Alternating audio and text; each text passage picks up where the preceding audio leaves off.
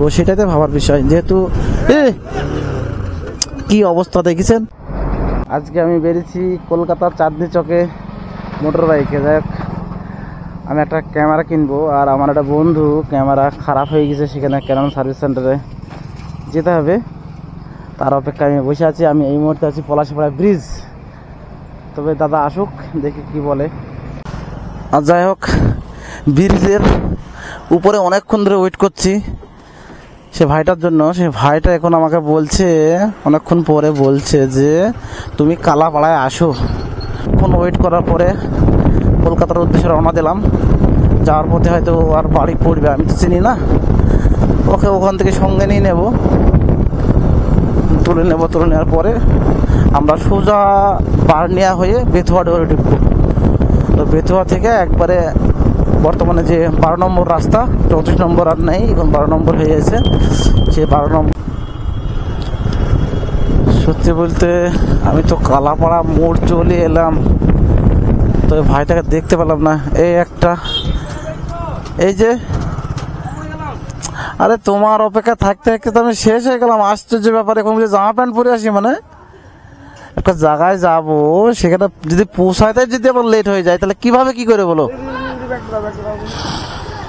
7টার দিকে এসেছি আমি, 7টার দিকে এসেছিলাম। ক্যামেরাটা রাখো এখানে, রাখো, এইটাকে আলাদা রাখো। তাহলে 9টা বাজে, কখন কলকাতা পৌঁছাবো? 200 কিলোমিটার রাস্তা, কম করে এলেও 200 কিলোমিটার রাস্তা। হ্যাঁ, তুমি এই মুহূর্তে তো লেট করে আসছো। চলো যাক, লেট ফেট যা হোক, ব্যাগটা কাটে নাও, যেহেতু আমি গাড়িটা আমি চালাবো, ইনশাল্লাহ পৌঁছে যাবো। যাই হোক, অবশেষে ভাইটাকে সঙ্গে পেলাম। আর বুঝতে পারছো ভাই একটু লেটো মাস্টার আছে, হ্যাঁ, এটা তো অস্বীকার করার জন্য নয়, কেননা এর আগেও অলরেডি আমাকে 7টার দিকে টাইম দিয়েছিল যে আমি পলাশপাড়া থেকে ঘুরে গেছি, যেহেতু ওনার কাজের জন্যই বেশিরভাগ যাওয়া, আর আমার অন্য কিছু না, আমার জাস্ট ঘোরা। তোমরা একটু ভালো করে জানো যে আমি একটু ট্রাভেলটাকে বেশি পছন্দ করি, তবে বাসে না, সেটা মোটর বাইকে। ঠিক আছে, আমাকে যদি কেউ বলে যে অমুক জায়গায় যেতে হবে, হ্যাঁ আমি চলে যাবো, সঙ্গে আমার সঙ্গে থাকলেই হয়ে গেল। আমি খুব পছন্দ করি এই জিনিসটাকে, খুব পছন্দ করি, মানে ঘোরা। মানুষ কটা দিন বাঁচে, যে কটা দিন আসি সে কটা ঘুরিয়ে বেড়াই, একটু কী করে বলো। তবে বাপ্পা কি ব্যাগ বলো তো রাস্তায়, হ্যাঁ। তবে যতক্ষণ না 34 নম্বরে না উঠতে পারছি ততক্ষণ একটু রাস্তার অবস্থা মোটামুটি, যাক বানিয়া রোডটা মোটামুটি ভালোই, খারাপ না। এই রোডের মধ্যে যাচ্ছি, দেখো কি অবস্থা, দেখো এই যে দেখো কি অবস্থা, হ্যাঁ। কিভাবে গাড়িটা চালাবো, ওটা কি মুহূর্তে পলাশিপাড়া যে ভেতরে যে গ্রামের মধ্যে যে এতটা ঘন বসতিপূর্ণ, মানে বাইক চালানো এখন বড় দায়। দেখো ব্যাগগুলি, দেখো কি ভয়ঙ্কর ভয়ঙ্কর ব্যাগ।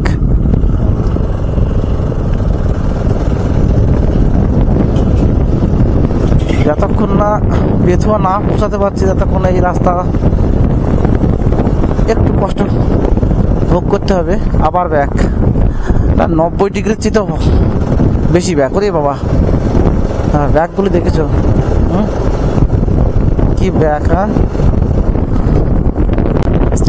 এই যে একটা পলাশিপাড়া সুন্দর একটা লেক ডান দিকে দেখতে পাচ্ছ।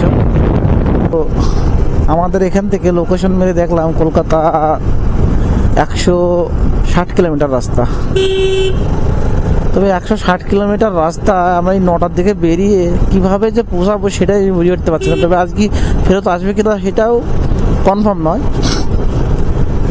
তো আমি ভাবছি যদি 1টার মধ্যে না ঢুকতে পারি তাহলে কখন কি করব সেটাতে ভাবার বিষয়, যেহেতু কি অবস্থা দেখেছেন। ডান দিকে ডানে বাইরে কেউ আসছে কিনা সেটা তো লক্ষ্য রাখেন। হ্যাঁ, দুমগিরি সামনের রাস্তা পাস করলে হয় এভাবে, কি অবস্থা দেখেছেন। হ্যাঁ, যে মারাত্মক ব্যাপার। দেখেন, যত দোষ ড্রাইভারের হয়, ড্রাইভার কিন্তু একটা ছোট মাসিকেও মারতে চাই না। ঠিক আছে, এখনো যদি মেয়েটার কিছু হয়ে যেত তাহলে আমাকে হয়তো ধরে বেঁধে রাখতো কিংবা আমাকে জরিমানা করতো। তাহলে এখানে দোষটা কার বলুন? আমি আপ্রাণ চেষ্টা করেছি বাঁচানোর এবং বাঁচিয়েও ফেলেছি। গাড়ি গতি আমার 50-এর উপরে ছিল, ব্রেক মেরে আটকে গিয়েছিলাম, কিন্তু ওই মেয়েটার ওই দিক থেকে আমার না আমাকে ছেড়েই দেন, ঠিক আছে, কিন্তু ওই দিক থেকে তো টুকটুক আসছিল। কি অবস্থা, রাস্তা পার হচ্ছে, ডানে বাঁয়ে তাকাচ্ছে না, এমনি আচমকা পার হয়ে চলে আসছে। কি অবস্থা তাহলে বোঝো। রাস্তা চলা এখন বর্তমানে ড্রাইভারদের পক্ষে খুবই কঠিন। যত দোষ ড্রাইভার, এক্ষুনি কিছু হয়ে গেলে ড্রাইভারের দোষ। ছাগল গরু মোষ সব যা পোষার মানুষ পুষুক, অসুবিধা নাই, কিন্তু রাস্তাঘাটে কেন পুষবে? এ তো ছাগলের চেয়েও খারাপ দেখতে পাচ্ছি। ছাগল তো পার হয়, এটা আবুলা প্রাণী, সে ঠিক আছে। কি অবস্থা দেখেছেন? এই করতে করতে এই করেই তো অ্যাক্সিডেন্টটা হয়। অ্যাক্সিডেন্ট তো এইভাবে হয় না।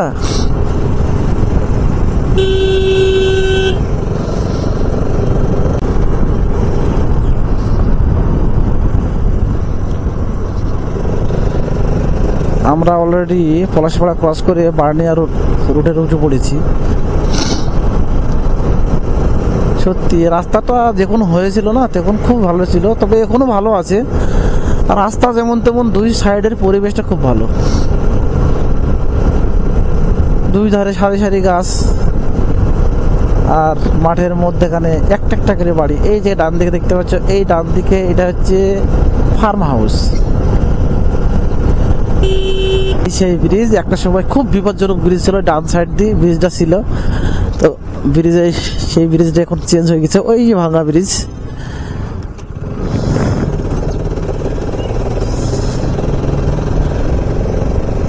বার্নিয়া 2 কিলোমিটার।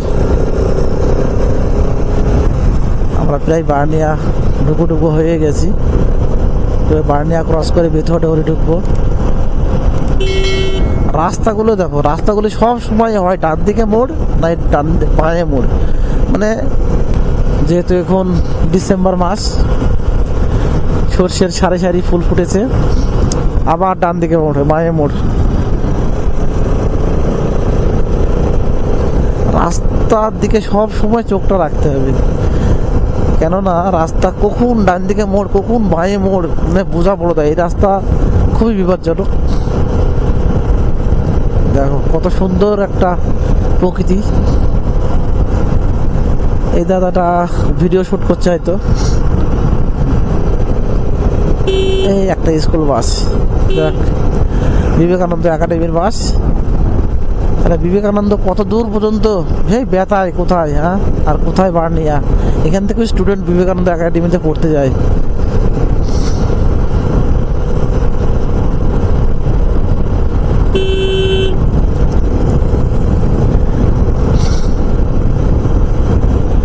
আমরা এখনো 34 নম্বর রাস্তায় উঠিনি, তো 34 নম্বর রাস্তা উঠলেই একটা অন্যরকম ওয়েদার পাবো, এবং রাস্তার প্রকৃতিটাও অনেক সুন্দর পাবো। রাস্তাও খুব সুন্দর। তবে কলকাতা ঢোকার আগে হয়তো 20 কিলোমিটার মতন একটু খারাপ হবে রাস্তা। এখন রাস্তার মেরামত হয়েছে কিনা সেটাও তো বুঝতে পারছি না। মোটামুটি 6 থেকে 7 মাস আগে আমি ওই আটিয়ার গাড়ি ছিল, সেই গাড়িতে দিয়ে আমি কলকাতা গিয়েছিলাম। দেখুন রাস্তাটা খুব খারাপই ছিল। এখন এই মুহূর্তে কাজ কমপ্লিট হয়েছে কিনা সেটা জানি না, তবে হবে না, মোটামুটি 2-1 বছর লাগবে রাস্তা কাজ কমপ্লিট হতে। এদিকে সে বিরোহী থেকে উত্তরবঙ্গ পর্যন্ত পুরো রাস্তাটাই কাজ প্রায় হয়ে গেছে। এই সাইডটা কলকাতা সাইডটা 20 কিলোমিটার মতন, 20 থেকে 25 কিলোমিটার মতন বাকি ছিল, এখনো কাজটা কমপ্লিট হয়নি।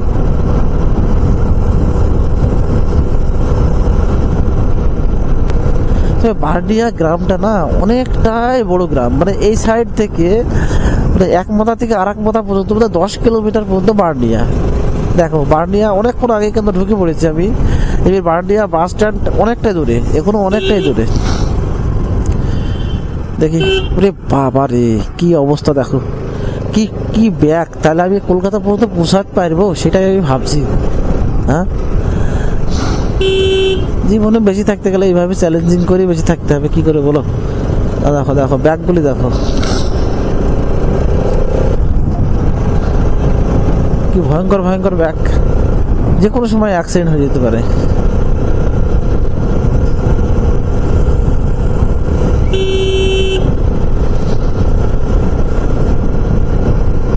যাই হোক, জীবনকে হাতে নিয়ে মোটর বাইক চালায়। আমার সত্যি তো বলতে গেলে মোটর বাইক চালানোটা আমার পেশা নয়, নিঃস্বাব বলতে পারেন। কেননা আমি সত্যি কথা, আমি মোটামুটি আমার সঙ্গে যদি কেউ সঙ্গে থাকে আমি পুরো অল ওভার ইন্ডিয়া ঘুরতেও রাজি আছি, কিন্তু আমার স্বাদ পাইনি কাউকে। তো স্বাদ যদি কেউ থাকে আমি ঘুরতে রাজি আছি, কেন আমার মোটর বাইক চালাতে খুব ভালো লাগে। আর তাছাড়া চালাতে ভালো লাগাটার ফ্যাক্টর না, আমি একটু প্রকৃতি প্রেমিক, ঠিক আছে। প্রকৃতি আমাকে বাড়িতে স্থির রাখতে চায় না, যে কোনো সময় যে সামনে বেরিয়ে যেতে ইচ্ছা করে। তবে স্বাদ পাই দিয়ে ওদেরকে। তবে একটা ভাই আমাকে বললো যে পিটু দা চলো কলকাতা থেকে ঘুরে আসি, একটা ক্যামেরা রিপেয়ারিংয়ের জন্য দরকার আছে। চলো, আমার কোনো আপত্তি নাই। তো সেই ভাইয়ের কথা শুনে আজকে কলকাতা যাচ্ছি। তোমরা জানো কলকাতা হচ্ছে আমাদের পশ্চিমবাংলার রাজধানী। তবে আমরা যে উদ্দেশ্যে যাচ্ছি সেটা হচ্ছে ক্যামেরা রিপেয়ারিং। মানে সারা পশ্চিমবাংলার মধ্যে ইলেকট্রনিক্সের সবচেয়ে বড় মার্কেট হচ্ছে কলকাতার চাঁদনি মার্কেট।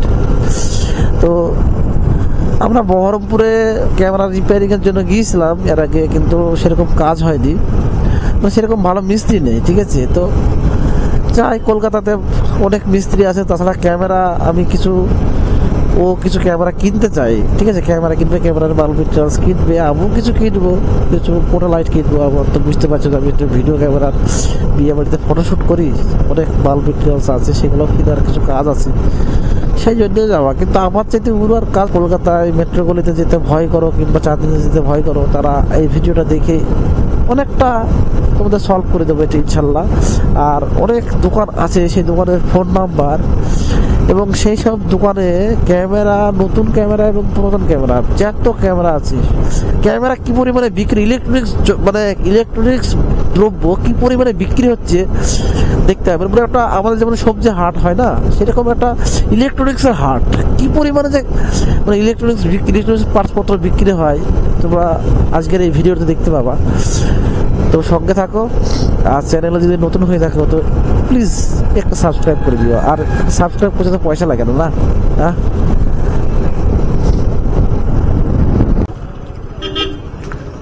বলতে বলতে আমি অলরেডি বার্নিয়া চলে এসেছি। এই হচ্ছে ডান দিকে যে পেট্রোল পাম্প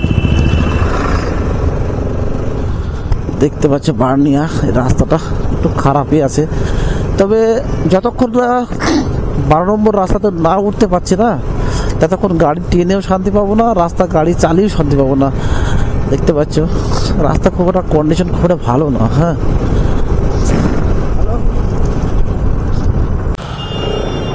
দেখ, বলতে বলতে আমি চলে এলাম সেই 34 নম্বর হাইওয়ে। এখন বর্তমানে 12 নম্বর হয়েছে। তো আমি গাড়িটা একবার চেক করে নেব, গাড়ি হচ্ছে সম্ভবত বাতাস কম আছে, যেহেতু ন্যাশনাল হাইওয়েতে গাড়ি চালাবো। একটু আমি গাড়িটা চেক করে নিই। একটু নামো তো, গাড়িটা একবার চেক করে নিই। গাড়ি বাতাস একটু কম মনে হচ্ছে, তো বাতাসটা দিয়ে নিই। পেছনকার জায়গায় একটু কম মনে হচ্ছে। দেন ডবল স্ট্যান্ড নাই গাড়িতে, আবার সামনে লাগাবো। আচ্ছা ঠিক আছে।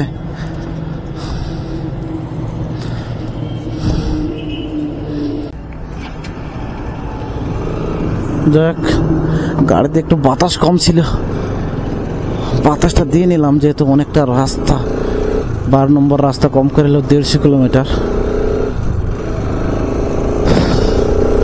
দেখ, আমরা অলরেডি বলতে বলতে ফাইনালি চলে এসেছি বেথুয়া ডহরি ফরেস্ট, ডান দিকে পড়বে। তবে বেথুয়া ডহরি ফরেস্টকে সামনে রেখে আমরা এখন কলকাতার উদ্দেশ্যে রওনা দিচ্ছি। দেখো এই রাস্তা ভালো, গাড়ি দেখো বাবা কিভাবে যাচ্ছে গাড়িগুলো। এই গাড়িকে ক্রস করা খুবই রিস্ক, বিপজ্জনক হতে পারে।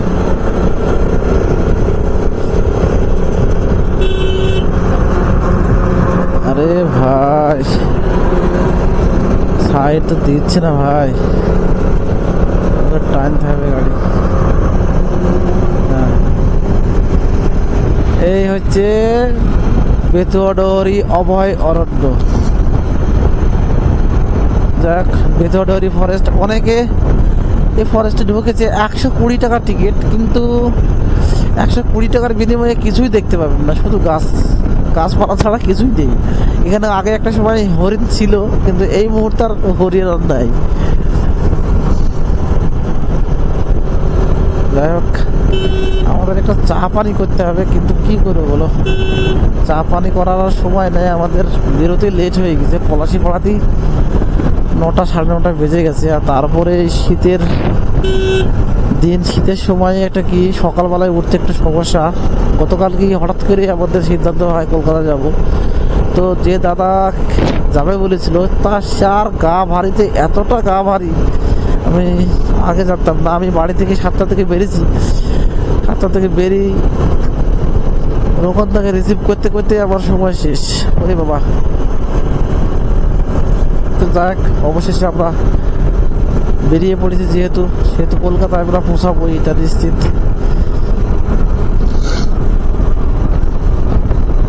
এখন আমার ঘড়িতে বাজে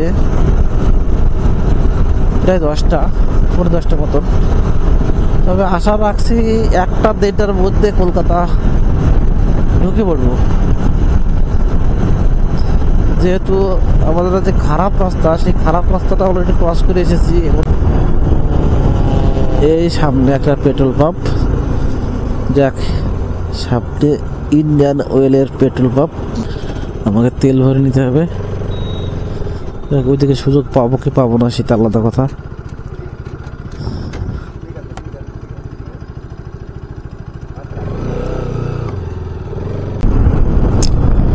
ফাইনালে আমি তেল ভরে নিয়েছি, তবে 800 টাকা তেল ভরলাম, আসা যাওয়া হয়ে যাওয়ার কথা। 170 কিলোমিটার রাস্তা আপ ডাউন।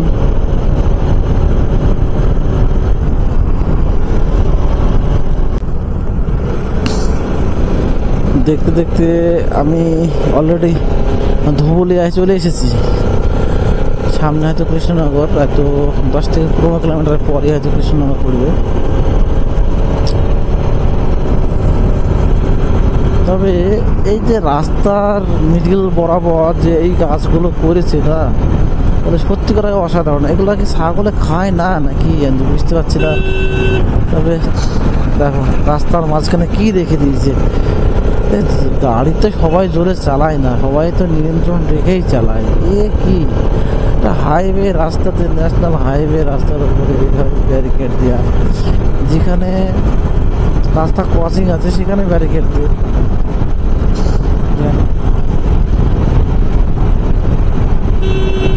আমাদের গুগল ম্যাপে দেখাচ্ছে কলকাতা 110 কিলোমিটার। ধুবুলিয়া থানা, বাঁ পাশে ধুবুলিয়া থানা। তবে আমার এই RS 200-র কাছে এই যে 70-80 গতিবেগে গাড়ি যাচ্ছে, এতে কিছুই না। মানে আমি তো নিয়ন্ত্রণ এর চেয়ে বেশি জোরে গাড়ি চালাই না, তো 80, সর্বোচ্চ 80 আমার কাছে অনেকটাই। তবে এটা খুব ভালো রাস্তা বলে এই গতিবেগটা তুলতে পারছি। তার আগে কিন্তু আমি 60-এর উপরে গাড়ি চালাইনি লোকাল রাস্তার উপরে। দেখো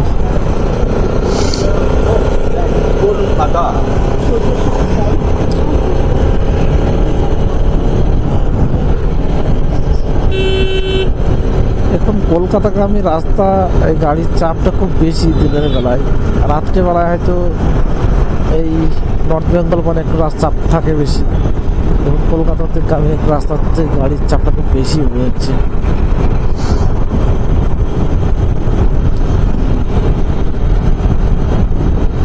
এখানে বলে রাস্তার কাজ এখনো কমপ্লিট হলো না, তো টোটাল কলকাতা তো নর্থ বেঙ্গল রাস্তার কাজ কমপ্লিট হলো না, অথচ রাস্তা আবার ভাঙতে শুরু করেছে। তাহলে কি হয় বলেন, একধারে ভাঙছে, একদিকে কাজ চলছে। এদিকে কত বোধহয় 15 বছর ধরে কাজ চলছে, 15 বছর ধরে এই রাস্তার কাজ চলছে, এখনো রাস্তা কমপ্লিট হলো না, অথচ আবার রাস্তা ভাঙতে শুরু করেছে। এদিক থেকে শুরু হয়েছে উত্তরবঙ্গ পর্যন্ত, ওইদিকে রাস্তাগুলো হয়তো ভালোভাবে আছে, এদিকে রাস্তা ভেঙে গেছে। কি অবস্থা। অনেকে আমাকে প্রশ্ন করে, তো কলকাতা গেলে মোটর বাইকে যাচ্ছি কেন? মানে কলকাতা বলে না, মেন কথা কি জানো, হচ্ছে আমি বাসে চড়তে পারি না, প্রথম কথা। দ্বিতীয় কথা হচ্ছে অনেকে প্রাইভেট গাড়ি কেনার সামর্থ্য যাদের আছে, তারা এই গাড়ি দিয়ে বহরমপুর কলকাতা এর দিকে যদি বেড়াতে যাই, আমার হয়তো প্রাইভেট গাড়ি যেগুলো 4 চাকা কেনার ক্ষমতা আমার নাই, 4 চাকা কেনার ক্ষমতা আমার যেহেতু নাই, তাহলে সেহেতু আমার এখন 2 হুইলারটাকে আমি নিজেকে 4 চাকা মনে করি। আর দ্বিতীয় সবচেয়ে বড় ব্যাপার, লোকে 4 চাকা নিয়ে যদি বহরমপুরে কলকাতা যেতে পারে, তাহলে আমি মোটর বাইকে কেন আমি কলকাতা যেতে পারবো না? যেহেতু আমাকে সরকার অল ওভার ইন্ডিয়া গাড়ি চলার পারমিশন আমাকে দিচ্ছে, আমার এরকম নয় যে মোটরসাইকেল আমার বাড়ি থেকে 10 কিলোমিটার 15 কিলোমিটার মধ্যে চড়তে হবে, এরকম কোনো ব্যাপার নয়। আমি হাফ নিতে যাবো, কী দরকার? আমার তো একই খরচ। তা আমি যদি বাসে ট্রেনে যাই আর মোটর বাইকে যাই, সেই একই খরচা, বরঞ্চ আমি স্বাধীনভাবে যাব, স্বাধীনভাবে যেখানে খুশি সেখানে আমি ঘুরতে পারবো, দাঁড়াতে পারবো, ঘোরা দাঁড়াতে পারবো, আমার স্বাধীন। লোকে অনেকে 4 চাকা কিনেছে, তাদের স্বাধীনতা অনুযায়ী সে কলকাতা ঘুরি বেড়ি চলে আসে, কাজ করে চলে আসে। কিন্তু আমি ও টাকা মিটার করি না। আমি দুজন গেলেও সেই মোটর বাইকে যাই, সিঙ্গেল গেলেও ফিজিক্যাল যদি কাজ থাকে আমার, তাও সেই মোটর সাইকেলে আমি যাই। দেখ, শুধু কলকাতা বলি নয়, এর আগেও আমি দার্জিলিং গিয়েছিলাম। এবছরেও আমার টার্গেট আছে সিকিম যাওয়ার, তবে ওটা জানুয়ারি থেকে ফেব্রুয়ারি মাসের মধ্যে যাব। জানুয়ারির 15 তারিখ থেকে ফেব্রুয়ারি মাসের মধ্যে, মানে একটু এখন যা ঠান্ডার যা অবস্থা, তাতে করে এখন মানে মোটর বাইক চালানো খুব একটু ডিফিকাল্ট মনে হচ্ছে। আর সবচেয়ে বড় ব্যাপার হচ্ছে, এখন নর্থ বেঙ্গল এখন প্রচণ্ড শীত। এবং এই শীতকে উপেক্ষা করে এখন এই মুহূর্তে আমি তো ভেবেছিলাম যে ডিসেম্বরের 1 থেকে 5 তারিখের মধ্যে যাব, কিন্তু যা পরিস্থিতি, এখন নর্থ বেঙ্গল যাওয়া যাবে না। এই যে ঠান্ডাতে না যাওয়াই ভালো। কেননা গত বছর অক্টোবর মাসে আমি বেরিয়েছিলাম এখান থেকে দার্জিলিংয়ে, কিন্তু দার্জিলিংয়ে যা ঠান্ডা পড়েছে, হঠাৎ করে কি ঠান্ডার মধ্যে পড়ে মানে আমার শরীরের সঙ্গে আবহাওয়া সেটিং হয়নি, যে একবারে ঠান্ডা লেগে আর বাড়ি আসা আমার মুশকিল ছিল। এমনভাবে ঠান্ডা লেগে, এই যে এখন আমার ঠান্ডা লেগে গেল মনে হচ্ছে, হেলমেট আছে তবুও ঠান্ডা লেগে গেল। আমি কী করবো, যে বাড়ি থেকে যেহেতু 100 কিলোমিটার, প্রায় 100 কিলোমিটার চলে এসেছি, আর তো কিছু করার নয় না। কলকাতা পর্যন্ত আমাকে এইভাবে যেতে হবে, গাড়ির গতি 66-70, এইভাবে চলে যাবো, অসুবিধা নাই। কলকাতা NH 12 নম্বর, কলকাতা হচ্ছে 95 কিলোমিটার।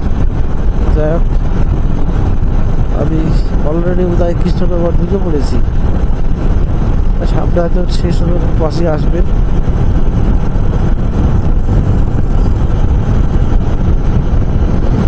রাস্তাটা দেখো কত সুন্দর রাস্তা, সত্যি।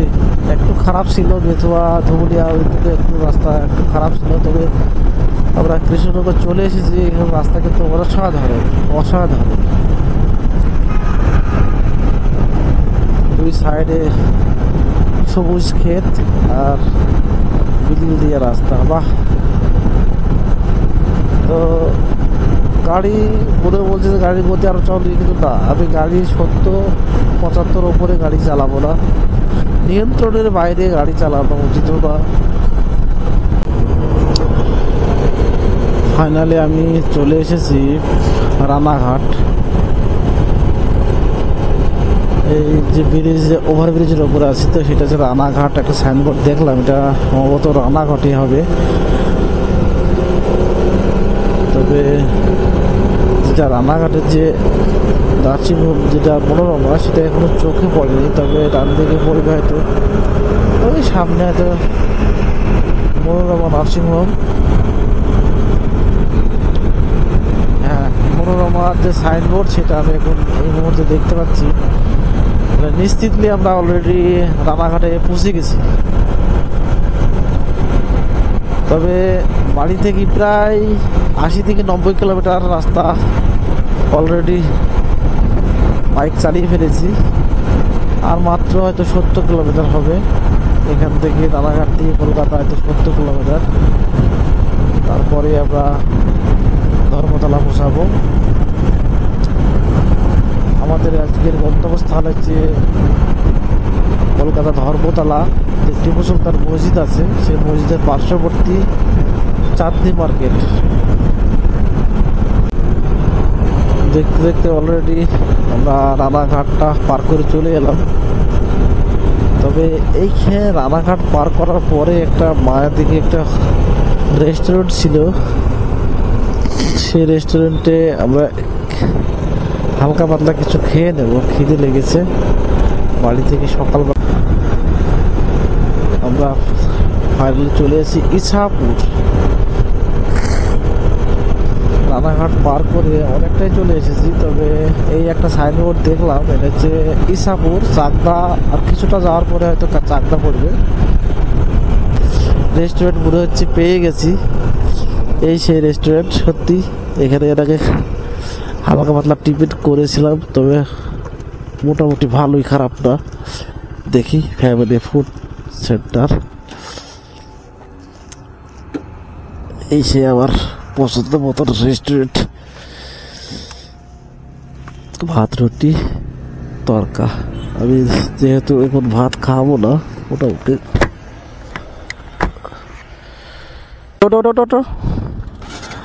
আমরা দুপুরের খাবারটা সেরে নিলাম। যেহেতু কলকাতায় দুপুরে খাওয়ার টাইম পাবো কি পাবো না সেটা আলাদা কথা, সেই জন্য আর রানাঘাটে সব কিছু শেষ করে নিলাম। এখন ঘড়িতে বাজে 11টা, তো 1টার মধ্যে কলকাতা ঢুকে পড়বো। মোটামুটি আর 80 কিলোমিটার দেখাচ্ছে কলকাতা, 80-90 কিলোমিটার হবে। তবে যাই হোক, আমরা অলরেডি ধানিচা বলে একটা জায়গা, রানাঘাট পার করে সেই ধানিচাতে, এটা আমাদের ফার্স্ট টোল গেট। রে বাবারে, আমার যা গাড়ি তাতে কিন্তু এই বাম্পার পার করা মানে তলায় ঠেকে যায়নি, সৌভাগ্য। যাই হোক, আমাদের মোটর সাইকেলে তো কোনো টোল লাগে না, তাই আমাকে বাঁ পাশ দিয়ে যেতে হচ্ছে। দেখ, আমি বেথুয়ার পর থেকে এটা ফার্স্ট টোল গেট পালাম। বেথুয়ার ওইদিকে একটা হয়তো আছে, আমি যেহেতু বেথুয়া হয়ে এসেছিলাম সেহেতু টোল গেট পেয়েছিলাম না, প্রথম টোল পালাম।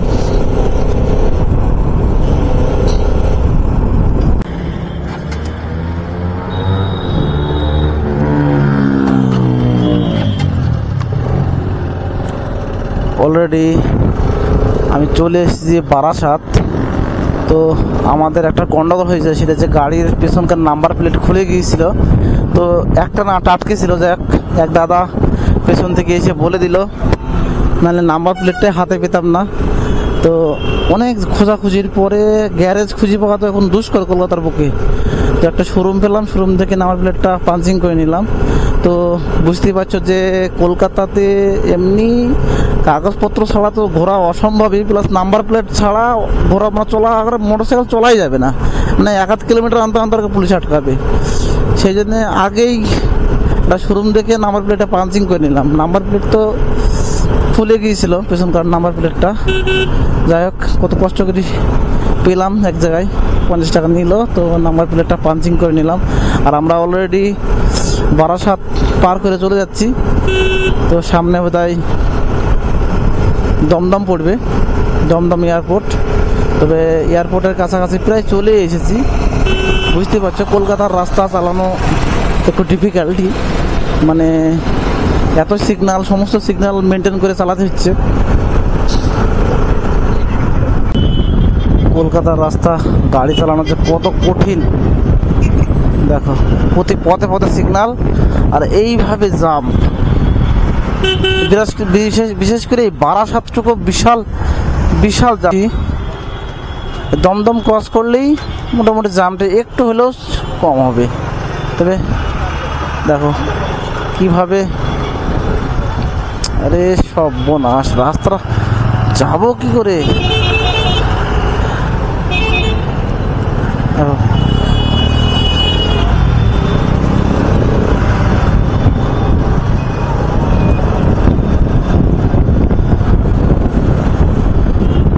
সব দিকে নজর রাখতে হচ্ছে, সিগন্যাল, গাড়ি পেছন,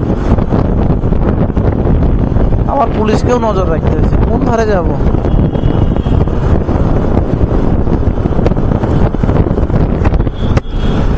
আমরা অলরেডি বারাসাত ক্রস করে সামনে হয়তো দমদম এয়ারপোর্ট পড়বে, তবে এয়ারপোর্টে কপাল ভালো থাকলে প্লেন দেখতে পাবো। এর আগে গেছিলাম কিন্তু প্লেন দেখতে পাইনি। মাথার ওপর দিয়ে যে প্লেন নামাটা, একটু দাঁড়াবো যদি সময় লাগে। এখন প্রায় ঘড়িতে বাজে 1টা। ভেবেছিলাম 1টার মধ্যে কলকাতা ঢুকে পড়বো, কিন্তু যা কন্ডিশন তা ঢুকতে পারলাম না। কি করবো, উপায় নাই।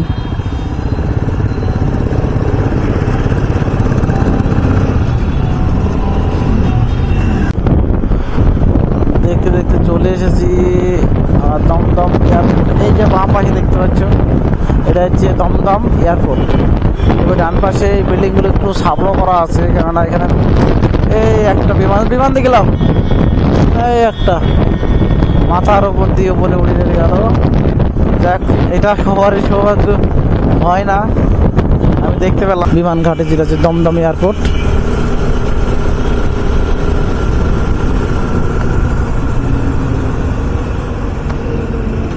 আবার জাম। কলকাতাতে রাস্তা যে এত জাম, কি ব্যাপার, আজকে একটু বেশি জাম মনে হচ্ছে।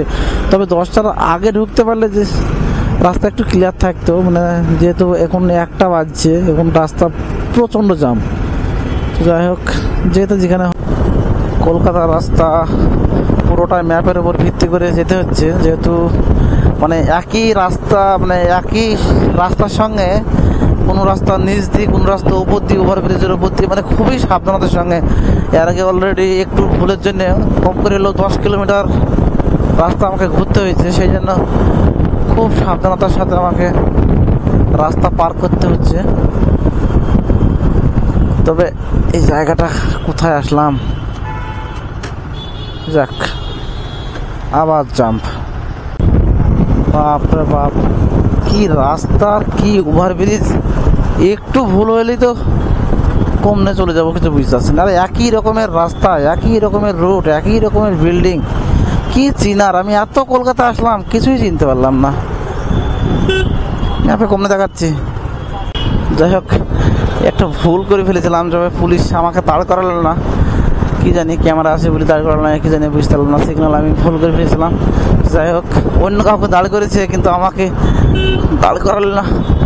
এই জন্যই বলছিলাম যেটা খুব সাবধানা। কলকাতায় গাড়ি চালানো খুবই ডিফিকাল্ট, বিশেষ করে নতুন ড্রাইভারের পক্ষে খুবই অসুবিধা। আমি যেহেতু একটা না, আমি চালাচ্ছি গাড়ি, আমিই চালাচ্ছি, পেছনে একজন আছে চালানোর মতন, কিন্তু আমি দিচ্ছি না। বাই চান্স যদি সিগন্যাল ফেল করে, আমার ভয় লাগছে, কেস কামারি হয়ে যাবে।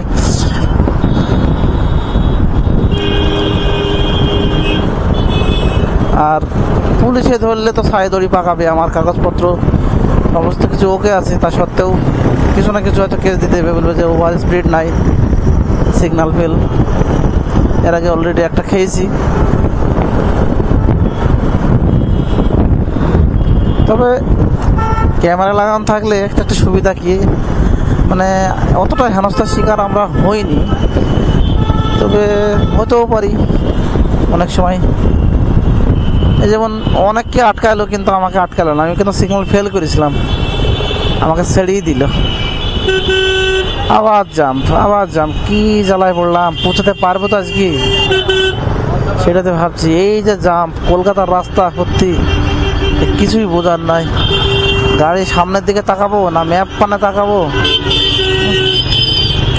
চলে এসেছি প্রায় ধর্মতলার প্রায় কাছাকাছি চলে এসেছি। এখান থেকে ম্যাপে দেখাচ্ছে 2 কিলোমিটার।